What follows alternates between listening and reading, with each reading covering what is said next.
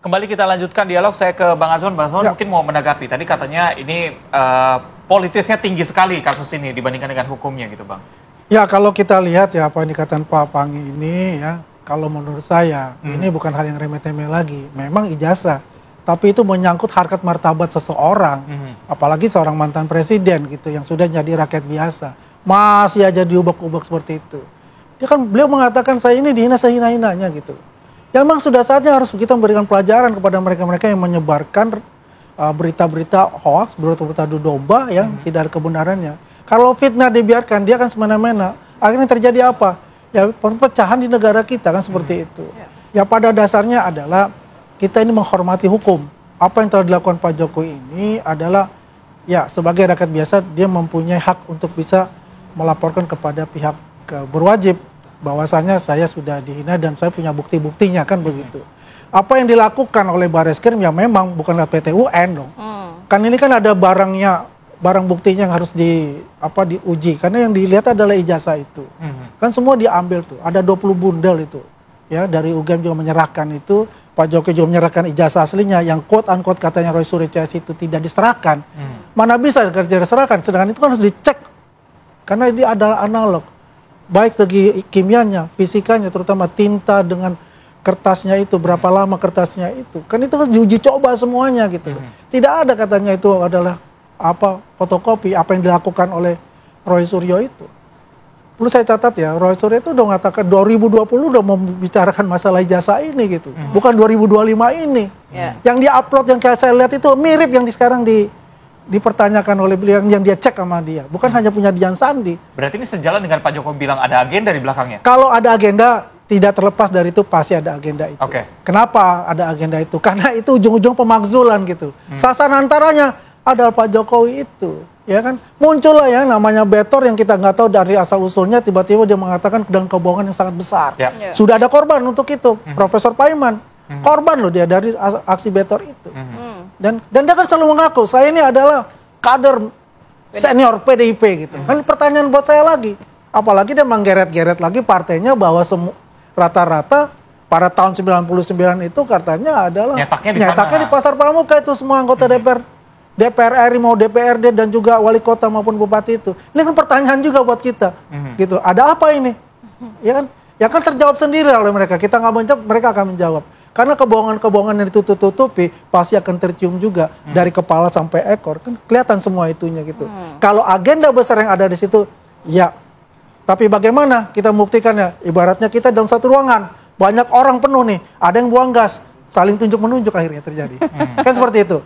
Perlu ada pembuktian yang lebih lanjut kalau kita serius untuk membuka tabir ini siapa.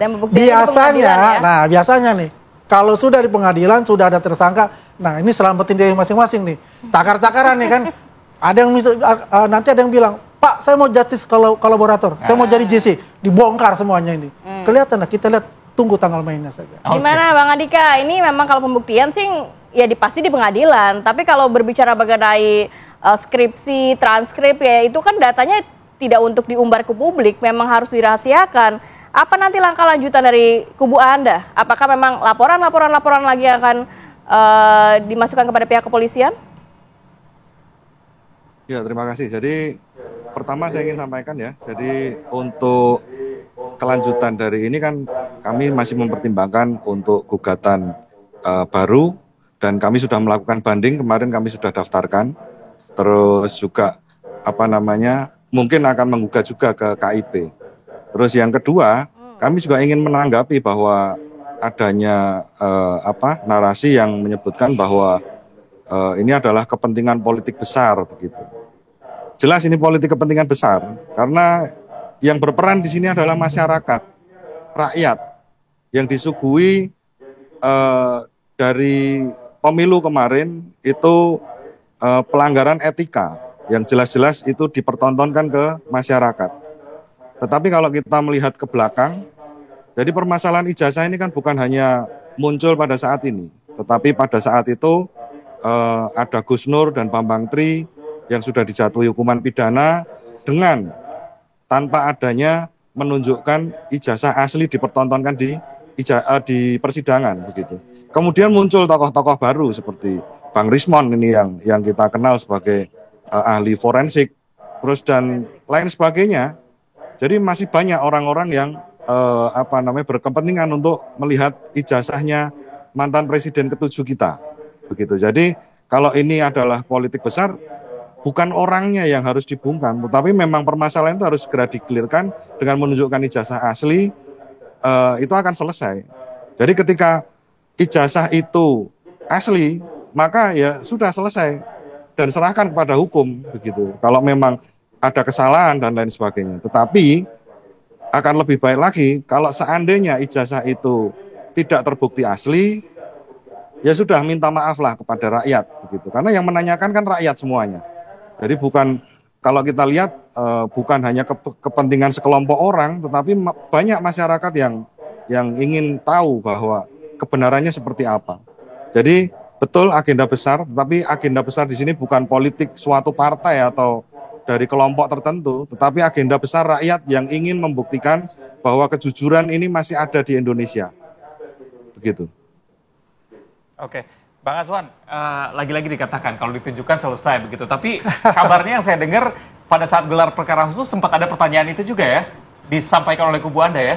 Ya, jadi beginilah, kalau kita gelar perkara khusus itu kan ada pasal 41 KUHP itu kan mengatakan kalau ada novum gelar perkara akan dibuka. Kan case-nya kan sudah close ya, sebetulnya kan. Kemudian ada pihak TPU kan meminta gitu loh, kok kita nggak diundang pada saat itu kan. Dia mengatakan ada Perkap nomor 6 2019 juga tentang Kapolri bisa ada gelar perkara kalau diminta oleh masyarakat. Yang kita tunggu itu ada novum nggak? Ada novum baru nggak yang akan ditawarkan itu, di challenge di dalam gelar perkara khusus? Kan nggak ada sama sekali. Yang dikeluarkan itu ada analisis ELA, ya. Ela atau Lele itu? Ela. Oh, Ela ya. Analisis itu yang dikeluarkan ya. Ternyata kenapa? Tidak ada. Karena analisisnya itu ini analog kok dipakai digital. Dua kutub yang berbeda, tidak akan ketemu untuk itu gitu loh. Nah, kemarin Bang Rifai ngobrol sama kita, dia bilang sempat dikatakan statement tadi, ini kita punya ijazahnya ketika ditunjukkan, apakah ini akan selesai? Betul. Mereka tidak menjawab, benar Bang? Betul itu. Kenapa? Bukan ijazah kok tujuan mereka dilihat itu. Terus terang, bukan ijazah. Jadi apa tujuannya, Bang? Ya tujuannya mendowngrade aja Pak Jokowi ya. Tanpa ijazah pun, apa yang dikatakan dengan penasihat hukum mereka kayak Ahmad Wazinuddin tuh, ijazah tunjukkan. Enggak. Ini kita udah melihat ya. Gelagat-gelagat mereka ini apa gitu tujuannya. Oke. Karena kita tanyakan, apa sih maksud dan tujuannya? Oke. Kebenaran, tidak bukan kebenaran tujuannya. Pembenaran atas argumen-argumen dia untuk menggiring publik negatif terhadap Pak Jokowi. Sebelum ke Mas Ipang, tanggapi sedikit Bang Andika. Singkat saja. Ya, masyarakat kan sudah bosan sebenarnya ya. Jadi dari dulu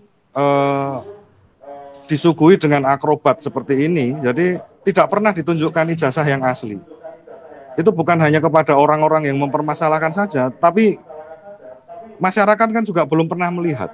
Gitu. Nah, ketika kita singgung ya, jadi dari masalah perkara ijazah ini muncul, itu kan sudah banyak korban sebenarnya. Seperti apa tadi Bambang Tri dan Gus Nur itu dipidana, terus kemudian yang saat ini juga mempertunjukkan sebuah istilahnya penggerakan kekuasaan begitu, atau kewenangan lah boleh kita sebut seperti itu. Ini adalah pembuktian bahwa di Indonesia ini sebenarnya Undang-Undang Dasar Negara Republik Indonesia ini apakah masih berlaku?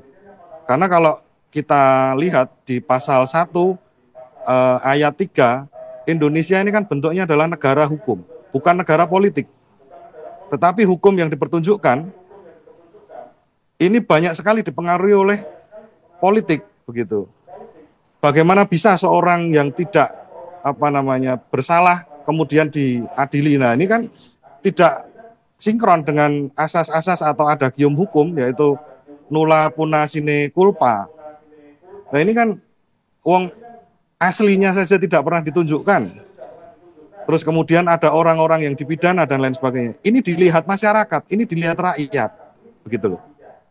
Jadi maka dari itu penyelesaian ini sebenarnya gampang. Tunjukkan ijazahnya, kemudian diuji oleh pihak yang berwenang dan yang tentunya netral. Tadi juga disebut bahwa ada uji kertas dan lain sebagainya. Secara fisik aja belum pernah dilihat kok.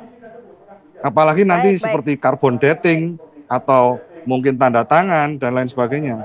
Ya, Oke. tunjukkan ke masyarakat begitu. Bagaimana caranya, Baik. bagaimana cara mengujinya, begitu kira-kira.